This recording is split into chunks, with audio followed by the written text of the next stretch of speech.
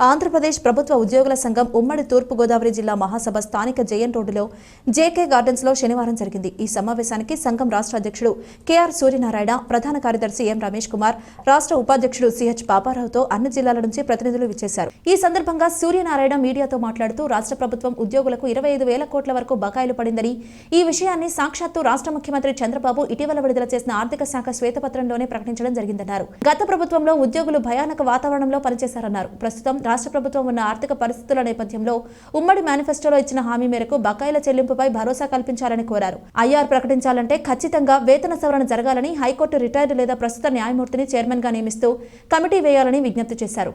ఐఆర్తో పాటు 2 డిఏలు ఇవ్వడం వల్ల ఉద్యోగులకు కొంతవరకు ఉపశమనం కలిగే అవకాశం ఉన్నందున ఆ మేరకు నిర్ణయం తీసుకోవాలని కోరారు. తూర్పుగోదావరి జిల్లాలో అత్యధికంగా 76% మంది తమ ప్రభుత్వ ఉద్యోగుల సంఘంలో సభ్యులుగా చేరి ప్రోత్సహించినందుకు కృతజ్ఞతలు తెలిపారు. అన్ని జిల్లాల్లో కౌన్సిల్ సమావేశాలు ఏర్పాటు చేసి కార్యవర్గాన్ని ఎన్నుకుంటున్నామని వివరించారు.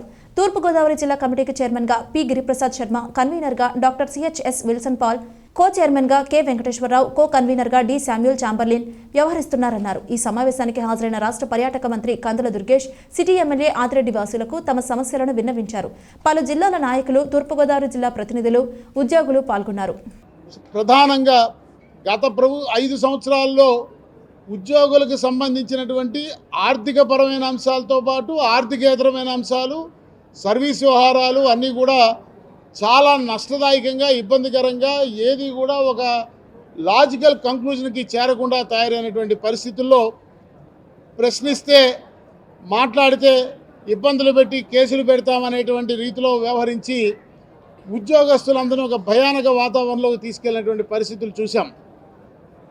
ఆ కారణంగా భయానికి లోనైనటువంటి ఉద్యోగస్తులందరూ కూడా మౌనం దాల్చడం వల్ల 25,000 కోట్ల రూపాయలు మాకు ఉద్యోగులకి హక్కుగా చెల్లించవలసినటువంటి ఆర్థిక ప్రయోజనాలు పేరుకుపోయినాయి. ఈ 25,000 కోట్ల రూపాయలు పేరుకుపోయినాయి అనేటువంటి విషయం మేమేమీ ఎగ్జాగరేట్ చేసి చెప్పడం లేదు.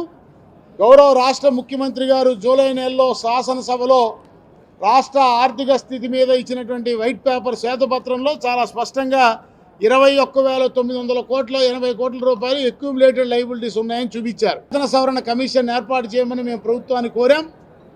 తక్షణం ఆ వేతన సవరణ కమిషన్ నియమించి ప్రభుత్వం రాగానే మాకు ఐఆర్ ఇస్తామని చెప్పిన ఐఆర్ని ప్రకటించి పెండింగ్ ఉన్న 2 డిఏల్ని ప్రకటించవలసిందిగా ప్రభుత్వాన్ని విజ్ఞప్తి చేస్తూ ఉన్నాం.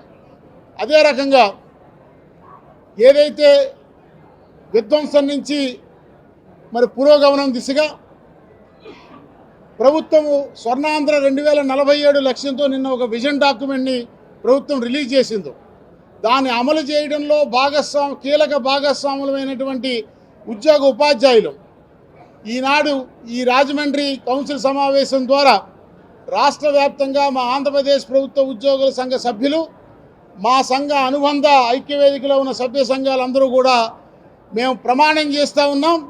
త్రికరణ శుద్ధిగా ఈ రాష్ట్ర సర్వతోముఖాభివృద్ధికి ఆ 2047 విజన్ డాక్యుమెంటరీ సాకారమయ్యే దిశగా మేమందరం కూడా ముఖ్యమంత్రి గారు, గౌరవ ముఖ్యమంత్రి ప్రభుత్వం వెనకాల ర్యాలీ అయి పనిచేస్తామని చెప్పి ఈ సందర్భంగా మేము మనవి చేస్తూ ఉన్నాం.